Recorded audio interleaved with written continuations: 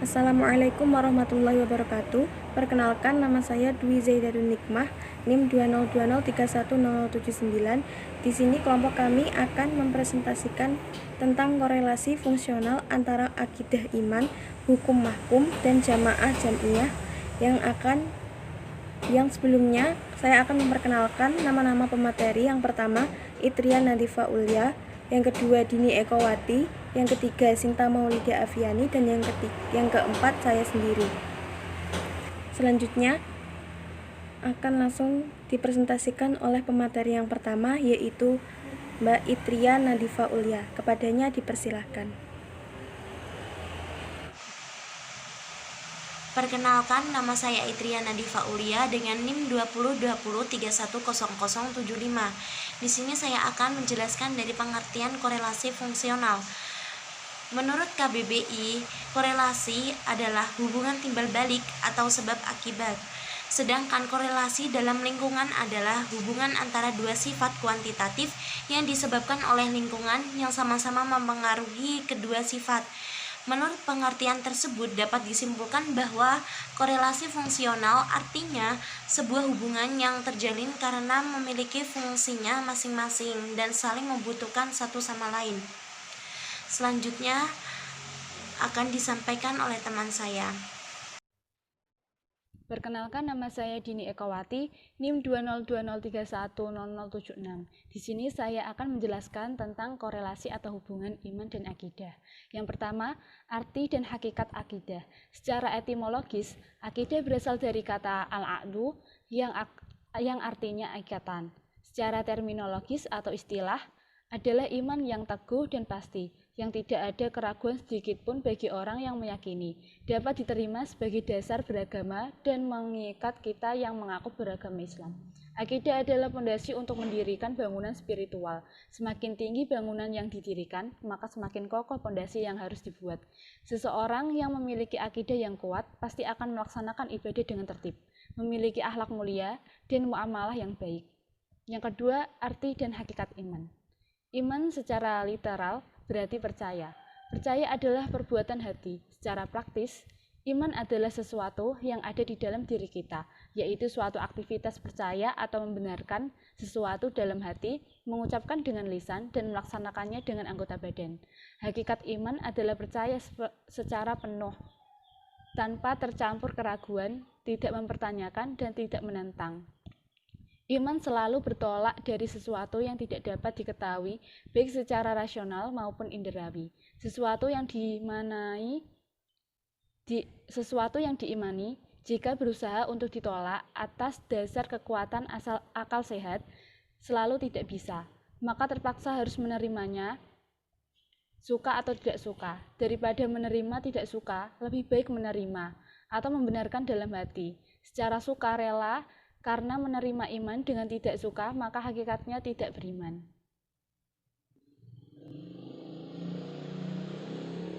Yang ketiga, hubungan akidah dan iman.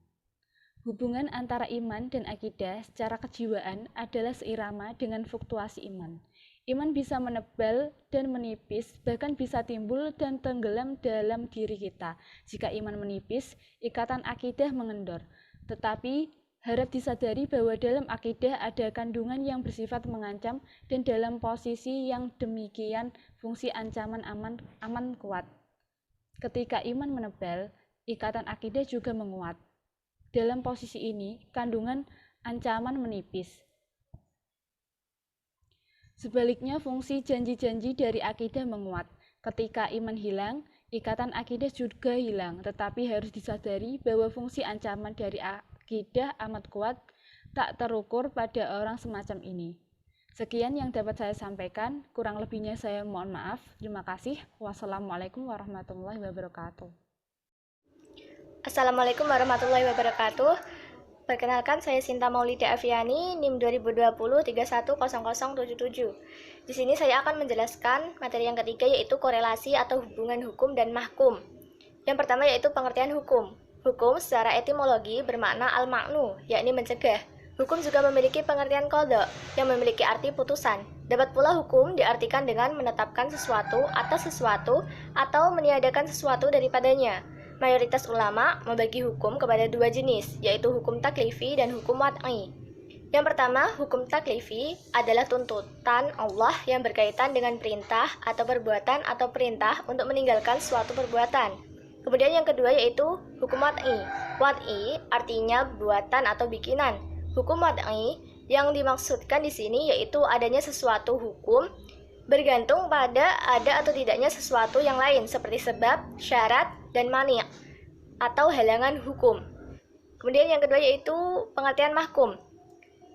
Yang dimaksud dengan objek hukum atau mahkum fih adalah sesuatu yang dikehendaki oleh pembuat hukum untuk dilakukan atau ditinggalkan oleh manusia atau dibiarkan oleh pembuat hukum untuk dilakukan atau tidak. Para ahli hukum fikih menetapkan beberapa syarat untuk suatu perbuatan sebagai objek hukum, yaitu yang pertama, perbuatan itu sah dan benar adanya, tidak mungkin memberatkan seseorang melakukan sesuatu yang tidak mungkin dilakukan.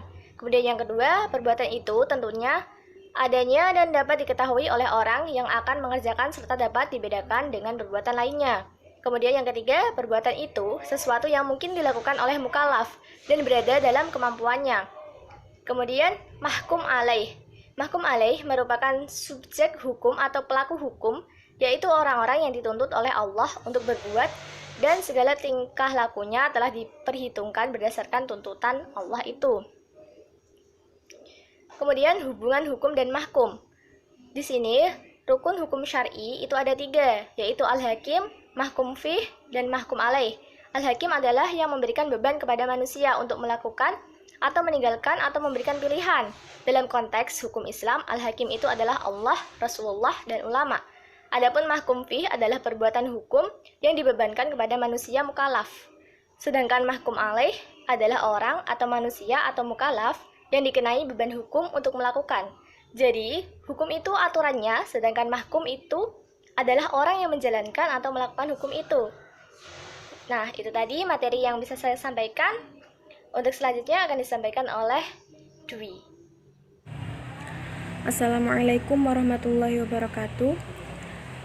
Saya di sini akan menjelaskan tentang korelasi atau hubungan jamaah dan jam'iyah.